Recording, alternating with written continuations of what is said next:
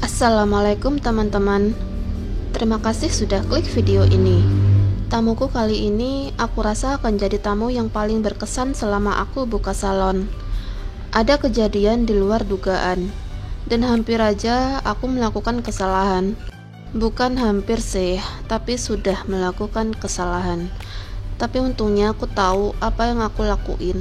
Mungkin jika teman-teman di sini mengalami kejadian yang sama, video ini bisa menginspirasi.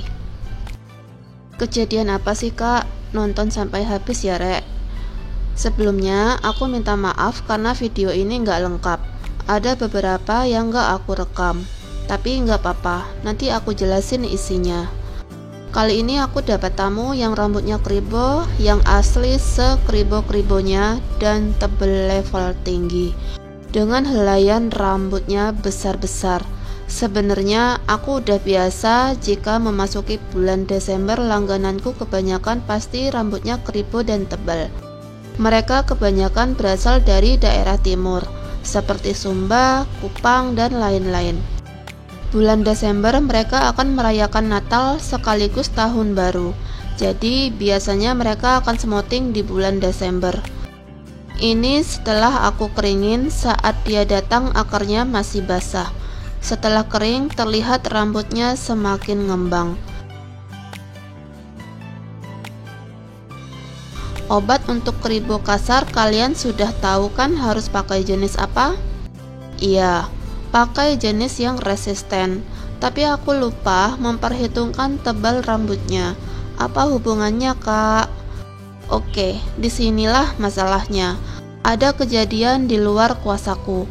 Saat pengolesan obat, tiba-tiba aku merasa pusing, badan panas dingin, dan mual pengen itulah. Aku tiba-tiba meriang, dan ini gawat. Semakin lama semakin terasa, dan aku nggak kuat berdiri. Cuma nggak mungkin tamunya aku biarin. Akhirnya aku ajak dia duduk di lantai agar aku juga bisa duduk. Dan untungnya dia baik banget, mengerti dengan keadaanku. Aku bilang sama dia, gak usah khawatir, aku akan berusaha sebaik mungkin meski keadaanku sedang sakit. Karena aku gak mau dia khawatir dengan hasilnya gak sesuai harapan karena keadaanku. Dan jika kalian pernah nyemoting sambil duduk, kalian pasti tahu gimana rasa sakit lutut dan kaki kita. Apalagi aku dalam keadaan meriang yang sekujur tubuh rasanya nyeri. Saat aplikasi obat duduk di bawah aku nggak rekam, karena udah nggak mikirin mindahin kamera. Masalah kedua terjadi saat pilih jenis obat resisten. Aku nggak memperhitungkan tebal rambutnya. Sudah 1 jam, belum selesai aplikasi obatnya. Bagian dalam sudah melar. Seharusnya aku pakai yang normal agar peresapan obat lebih lambat. Tapi oke, aku nggak boleh panik. Aku aplikasikan sampai selesai. Dan setelah selesai, aku langsung ke step jepit 2 jari. Aku nggak nunggu peresapan obatnya lagi. Jika kalian berpikir bagaimana dengan yang bagian atas dan samping, bukankah obatnya masih belum meresap? Seiringnya waktu sambil jepit 2 jari, bagian atas dan samping akan melar juga, saking tebal rambutnya. Di sini aku udah bener-bener ngeluarin sisa tenaga yang ada. Nahan sakit, nahan pusing. Tadi aku berpikir bisa istirahat dulu sambil nunggu obat meresap. Tapi ternyata di luar dugaan. Saat jepit 2 jari, aku tarik obatnya sampai ke ujung. Setelah selesai, baru aku nunggu 35 menit. Akhirnya aku bisa rebahan. Aku cek sudah elastis, cuci dan keringkan. Saat yang membutuhkan tenaga akhirnya dimulai. Karena masih nggak kuat berdiri, aku minta tolong tamuku untuk duduk di bawah lagi. Di sini aku mulai merekam, dan kalian bisa lihat betapa berantakannya tempatku. Ah, sudahlah, aku nggak peduli rek.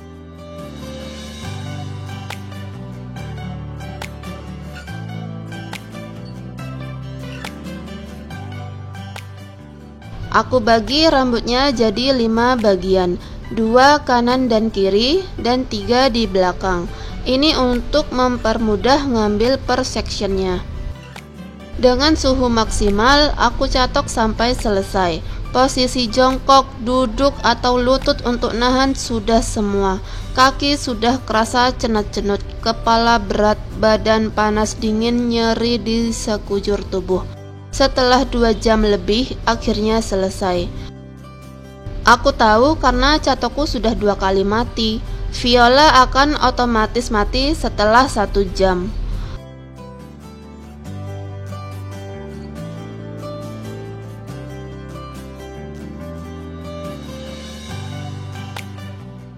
Aku aplikasikan obat step 2. Sudah lelah banget rek, aku nggak ngerekam lagi.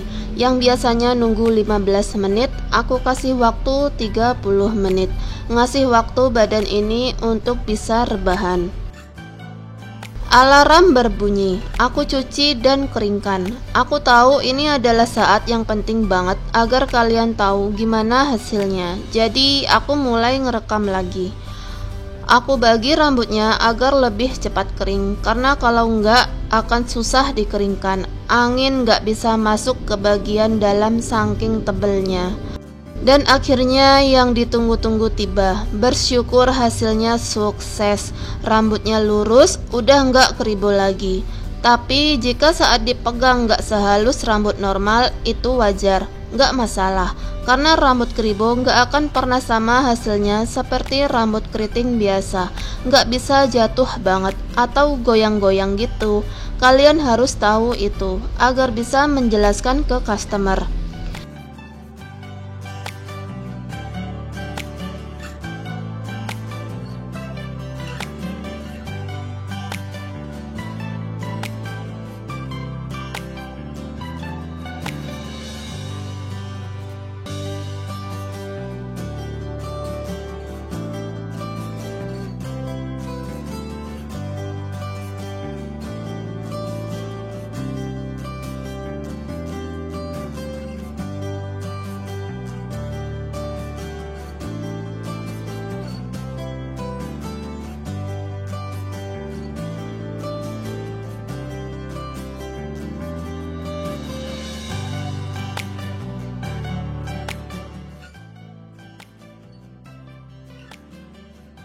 Selanjutnya aku catok tebal-tebal dan akhirnya selesai juga.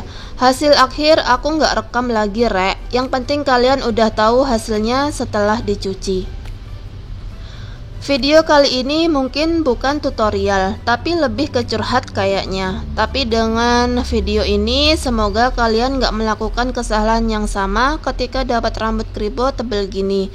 Pakai jenis yang normal, kecuali ada temennya untuk bantu ngolesin, baru pakai yang resisten. Ini hari kedua setelah aku bikin video ini dan masih demam. Jadi salon masih aku liburkan. 2 customer terpaksa aku cancel. Sekian curhatanku hari ini rek. Terima kasih yang sudah nonton sampai habis. Wassalamualaikum, bye.